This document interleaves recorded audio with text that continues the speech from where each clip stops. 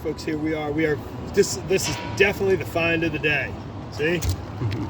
Look at that. 20 feet. Now this is all the old felt paper. That's from water, from years going by. It's 15-pound felt. That's your waterproofing. There's your gable end wall, plywood, barely fastened, a couple screws. This, hardly anything. That's a 1/2 inch of a staple that held all your stucco up.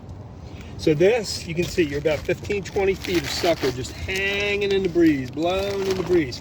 This is right down into your attic, and you can see the wood's deteriorating. It's actually wet down here.